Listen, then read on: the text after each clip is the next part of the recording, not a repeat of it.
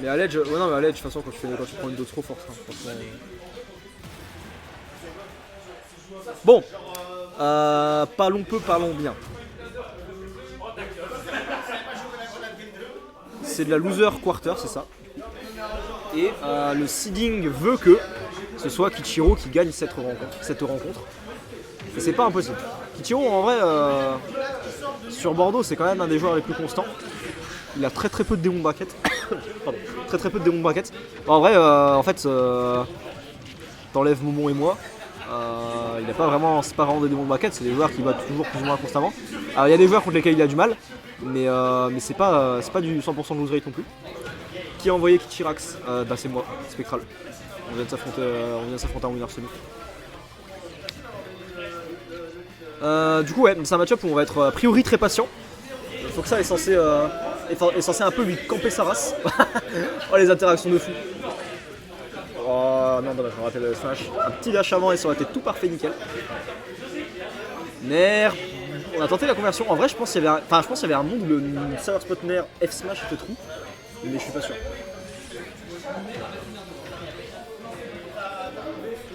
Oh, il a essayé d'attraper l'item, il est passé à rien. Et là, la specialty, on a le petit dash in, dash out, F smash sur la cloche. Oh, il avait faim, il a voulu cette top. On va éviter le Galaga. Faire qui envoie déjà en tech chase à 0 évidemment. C'est la rage. Oh, et là on a plus de saut. Est-ce qu'on va choper ça? Non, on a tenté, mais un super armor qui protège quand même vachement bien Pac-Man. C'est un perso dont recovery est très dur avec. GG pour ta perf auto mon champion. Bah, c'est gentil. Je considère pas vraiment ça comme une perf, mais enfin. Factuellement en termes de dictionnaire, oui, c'était une performance, parce que j'ai fait quelque chose. Mais je considère pas ça comme étant une bonne perf. Parce que c'est deux joueurs que j'aurais pu battre et où j'ai mal joué. Mais bon, c'est pas une sous-perf non plus. C'est ok. Mais merci pour tout ça, c'est gentil. Revenons au match. La petite clé là, qui sera balancée, on n'a plus de ressources du côté de Foxa. Petit grab, ça c'est terrifiant, la situation de tech chase comme ça contre Pac-Man, t'es en mode mais je suis censé faire quoi? Avec le grab qui choque les spot dodge, en fait toutes les options de panique tu les prends x10. Tu te les fais catch. Backer. J'ai pour ta perf, Mendes. Merci Pio. Tu as les mots qu'il faut pour me réconforter et ça fait plaisir. La cloche, non, la clé qui va être lancée dans le grand du coup, mais qui va être lancée en couverture d'options. Tiner Backer pour détruire l'hydrant, l'utiliser comme projo en tentative d'approche. On a eu les balls d'aller challenge ça. Et le très bon ledge ending de Sony qui lui permet de ne pas prendre la cloche. Il y a plein de persos quand ils restent à l'edge, ils prennent la cloche. Et du coup la cloche qui punit la patience et tout. Mais pas Sonic manifestement. Très bon pivot F-tilt, on va chercher très loin, on a tenté le petit... Ouais, bien vu ça. Bien vu, avant que Pac-Man finisse de manger la pack gomme. Du coup pas de super armor et on tank le backer. Paris. On n'est pas impressionné. On n'est pas impressionné du côté de Kichiro. Petit EPR pour casser le setup. On ne veut pas de ce setup. Et là attention. Oh on va perdre la cloche. Ah ça c'est pas de chance parce que quand t'as un item sur toi, quand tu tiens un item, quand tu prends un coup, t'as une certaine probabilité de drop l'item, de le perdre. Et cette probabilité là, comme son nom l'indique, c'est une probabilité, donc c'est aléatoire en fait, tu peux pas contrôler ça. Du coup là il a perdu sa cloche, il aurait très bien pu la garder en main s'il avait eu un peu plus de chance on va dire. Bon backer out et shield, ok. Je sais pas si c'était trop punish, j'en doute un peu.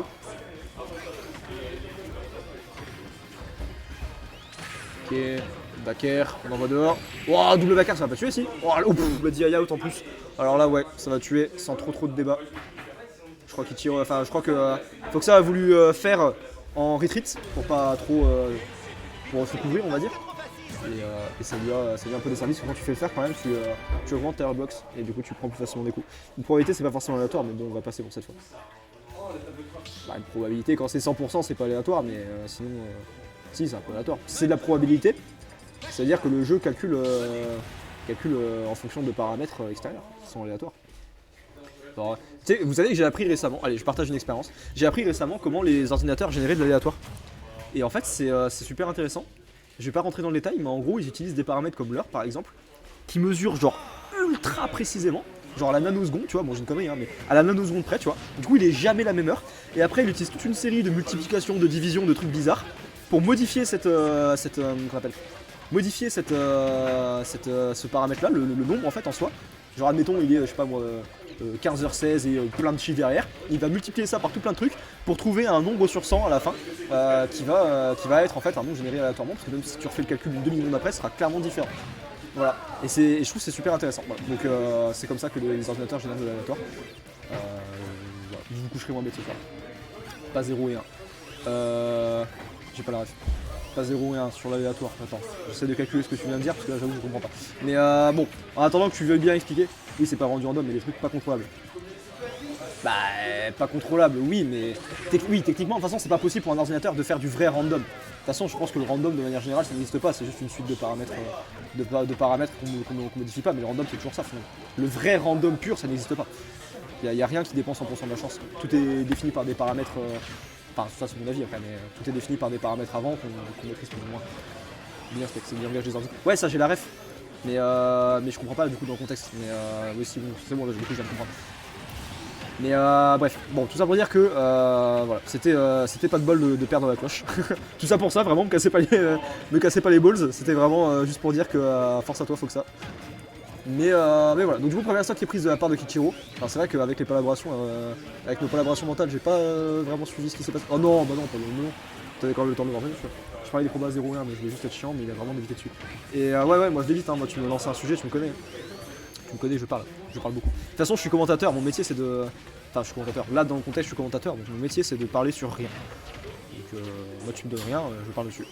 Alors en parlant de rien... Ça c'est pas rien. Voilà la transition de qualité. Ça c'est pas rien, ce S-Mash qui viendra tuer à 70. C'est une conversion qui est très intéressante pour Foxa, qui va trouver en plus ses dégâts derrière et qui va prendre une belle avance, une belle stock de lead, voire plus si affinité. Et les affinités là on les a manifestement. On a une bonne affinité avec ces 63% là, mis sur le dos de Kichiro, qui va galérer un peu à récupérer tout ce retard. Wow, la dash attack n'a aucun lag. Quand je dis aucun lag, c'est genre aucun lag. Et là on va devoir le B. Ouais. Oh, il a tenté de biffy, mais il faut que ça très alerte qui va éviter ce biffy. C'est là que tu vois aussi qu'il y a de la connaissance de match-up de la part des deux joueurs. Et là on veut tuer, hein. On commence à être très aggro du côté de Foxa. Quand on a la cloche on peut se le permettre, on a tellement un risk reward dans sa faveur. Là on va tenter de backer un peu clutch, évidemment. Ça va pas passer. Neutral B qui va pas toucher, du coup on renvoie dehors. Oh la cloche, ouais. Et il a bégayé, il a pris la cloche, il a fait ah non, je la voulais pas. Oh ouais, le EPR en DI mix-up, très bien vu. Et ben c'était un partout. Foxa qui a été la première stock, j'avais l'impression que c'était un peu even. Et après il s'est transformé Foxa et il a été irrattrapable. Hop, je vais te descendre un petit peu quand même. Voilà. Ah Foxa qui a taillé une ligne droite là sur la fin. Est-ce que Kichiro va réussir à se remettre dedans? J'espère pour lui. Parce que là le gagnant de ça, alors attendez je vous dis ça, le gagnant de ça prend le gagnant entre Oxiga et le gagnant de Ronimaster. Je sais pas si c'est clair pour vous, mais en gros si Foxa par exemple gagne, il va devoir attendre que Ronimaster se fasse, le gagnant prend Oxiga et le gagnant prendra Foxa du coup. Je vous montrerai après de toute façon. Pouette. Ouais, tu peux retourner te coucher si tu veux, c'est pas grave. Tu peux déguster ton poulet au curry devant un stream de Gact si tu veux. On t'en voudra pas. Oh, c'est un spot nerf. Non, malheureusement, le nerf en CP de Pac-Man qui est très bon. Waouh, la rolling de Zaza. Ok, ça a aidé. Bon mouvement là de Kichiro. On tente un peu d'aller l'époque off-stage, mais sans vraiment y aller. Encore une fois, Kichiro qui est pas vraiment impressionné par cette hideout. Petite galette bretonne ce soir. Oh non, me dis pas ça, putain, tu me fous la dalle. J'ai trop faim, les galettes bretonnes en plus elles sont trop bonnes. Enfoiré. Je sais même pas ce que je mange moi ce soir. Bref, bon. Il serait temps de... Je sais pas. Il serait temps de faire des dégâts de la part de Foxa. De rattraper un peu le retard. Après je sens que... Foxa on le connaît, il est ingénieux. Les dégâts peuvent être rack up très rapidement. Il connaît très bien son perso et puis... Puis il est malin le bug. Il est malin. Et là tu vois, je parlais de la probabilité de drop. On a tenté le F-Smash, il aurait été très clutch. Sur la roll-in. Kichiro très alerte hein, qui va juste neutral get up dans la plus grande des non-pressions. Mange la concu spec. Ouais, c'est vrai, manger la concu c'est une option très nutritive. Après là contre Moment je vais en profiter, je vais traîner un peu de Joker. À part contre Kichiro, franchement sur Bordeaux je vois pas grand monde contre qui je sortirais pas de Joker. Donc de toute peut-être Foxa à la limite, j'ai un peu la flemme de taper du Foxa du Joker, mais. Ok, faire, on envoie dehors. On veut backer, hein, cette hydrant. On va air dodge à travers, on n'a pas froid aux yeux. Très beau Z-drop pour essayer d'intercepter un potentiel side B. L'hydrant qui est pas cassé, je pensais que le side B finirait l'hydrant, finalement non. Wow, le backer qui est passé à rien toucher et qui aurait tué, je pense. Le melon. Wow, dommage, on avait la neutral get up, on a relâché un tout petit peu trop tôt. Petite cerise, on essaye de toucher. En fait, j'ai l'impression que c'est même pas une question de tuer, c'est une question de toucher. Juste mettre le mec en désa et essayer de concrétiser sur ta phase d'avantage derrière. Mais les deux joueurs sont très prudents. Oula, comment je dis ça? Les deux joueurs sont très prudents, ils veulent pas manger, de trucs bizarres. Et ça se comprend. Là on va charger la clé, j'imagine. Ouah, le F-tilt, toujours pas. Et là, petit setup B, non, on va pas le faire. Ouah, le F-tilt, non, on peut finir vraiment mieux. La down smash même, down smash a tué. On a fait un petit dash down smash là pour clore la distance et non, franchement, je pense que ça a tué. En plus, il se baisse quand il fait son down smash, donc le back Toshi il aurait même pas touché. Oh, et la non-tech. En plus, on voit le trampo, mais il a pas eu le temps de. Ouais, c'est dommage. Puis maintenant, avec Joker, ça permet de battre plein de fois Fox dans le trampo. Ouais, c'est clair, c'est ce que je me dis. Genre, j'ai pas mal parlé là ce week-end avec pas mal de gens. Et c'est ce qu'ils m'ont dit. Ils m'ont dit de toute façon, si c'est pour gagner sur le long terme, tu t'en fous de ce qui se passe là maintenant. C'est comme avec Samus, tu vois, les défaites que je prends là, faut les prendre avec humilité et juste en déduire des choses qui vont permettre de progresser sur le long terme. Mais c'est dur à appliquer parce que en tant que compétiteur, c'est toujours chiant. Mais le match est angoissant, ouais, un peu. Bah, en fait, les matchs comme ça, très lents, mais très close, bah ça a quelque chose d'asphyxiant du coup. T'es en mode, tu sais, t'es curieux de savoir qui va gagner, mais avoir le résultat du match, c'est tellement. Faut être patient, tu vois. C'est comme finir Walking Dead. T'as très envie de le finir, mais c'est long, c'est très long. D'ailleurs, je dis ça, je sais même pas si la série est timée. Yo, comment ça va ici? Ça va très très bien, table basse, j'espère que tu vas bien aussi. Bonsoir à toi. On est en loser quarter. Winner final, on a Momon et moi du coup, Momon et Spec. Et en loser, là on a Master qui jouait contre Ronnie si je dis pas de bêtises. Le gagnant prend Oxiga et le gagnant du gagnant prendra le gagnant de ce set. Voilà. J'espère que j'ai été clair, si je l'ai pas été, force à toi. De toute façon je referai un point bracket après. Mais voilà, on en est là. J'arrive sur une comparaison qualitative MDR. Bah écoute, je sais même plus de quoi je parlais. Donc, mais j'espère que la comparaison était qualitative, effectivement. Elle avait l'air de l'être.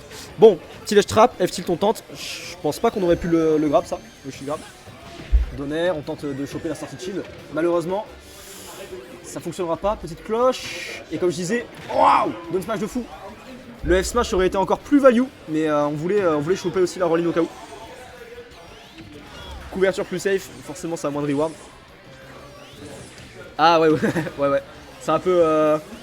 Moi, c'est pour ça, je trouve pas ça chiant, les longues games comme ça où ça campe. Parce qu'en vrai, c'est chiant en fait quand un mec a le lead et que tu sais qu'il va plus rien se passer. Tu vois, Sonix qui est en train de 3 stock un mec, t'es en mode, bon là ça va être chiant. Tu vois, le mec pourrait terminer le gars, mais il va lui camper sa race. Là, c'est ultra close. Du coup, franchement, je kiffe. Regarder un truc comme ça, c'est sympa. Oh là, ouais, ça aurait pu être puni peut-être un peu plus fort, je sais pas. En tout cas, on aura une punition qualitative. Et la DI est un peu désastreuse malheureusement sur ce nerf qui viendra clore la stock. Kichiro qui concrétise l'avance d'une stock, mais pas une vraie stock, hein. On est à 137%, franchement il y a beaucoup de choses qui vont commencer à tuer. Dash attack en overshoot, je sais pas pourquoi on va chercher des dash attack comme ça. Plutôt faire un pivot F-tilt à la limite. Parce que la dash attack elle va perdre contre beaucoup de choses. Et elle a vraiment pas tant de reward que ça. Alors que le F-tilt au moins il envoie loin, il envoie off-stage, il peut tuer même.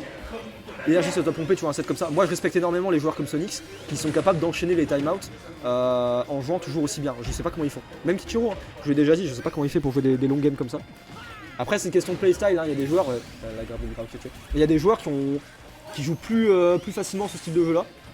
Et ça demande moins de ressources en fait parce qu'ils vont faire les bonnes décisions de base pour jouer comme ça. Et ils vont avoir plus de mal quand il va falloir être campi. A l'inverse, moi je pense que je suis trop agressif et quand il faut commencer à être campi, c'est des décisions qui me demandent beaucoup d'énergie à prendre. Et du coup je suis bien moins fort. Et je pense que Kichiro c'est peut-être un peu plus ça, d'être agressif ça lui pompe un peu plus d'énergie peut-être. Plus que quand Sonic est obligé d'approcher là, c'est sympa à voir. Ouais c'est ça, genre quand les interactions sont forcées et que tu sens bien tu vois qu'il y a une tension de fou, c'est plus intéressant. La cloche, enfin la clé qui va être balancée un peu à la Vierge t'emmène, en mode si ça touche c'est cool. Oh, on avait le double saut, un call très dangereux, F-tilt encore une fois qui m'a envoyé dehors. Est-ce qu'on va avoir l'edgeguard? Non, on va bien esquiver le trampo, encore un trampo, on va tenter le grab évidemment. Ça va être puni par un jab, un modeste jab qui va pas faire un jeu. Le F-tilt qui ne passera pas, tech chase. Ah, c'est serré. C'est serré parce que là, on dirait pas, mais sur une cloche F smash, en fait, la mort get Sonic. Est-ce qu'il va la trouver sa cloche? Est-ce qu'il va la trouver? Un petit Z-drop qui pourrait choper le spin dashing. Oh, ça passait à 2 mm. Et on va tenter finalement le F smash dans le neutral parce qu'on n'arrive pas à choper le setup. On va choper une oh le F tilt qui va être touché sur la neutral get up. Beaucoup trop de neutral get up de la part de Foxa qui va finir par se les faire catch les unes après les autres. C'était collable, on va dire. C'était prévisible. Mais voilà, Foxa qui aura pas démérité, qui aura fait un beau set quand même. Force à lui. Et c'était de la loser du coup, donc Foxa qui est out du tournoi. Et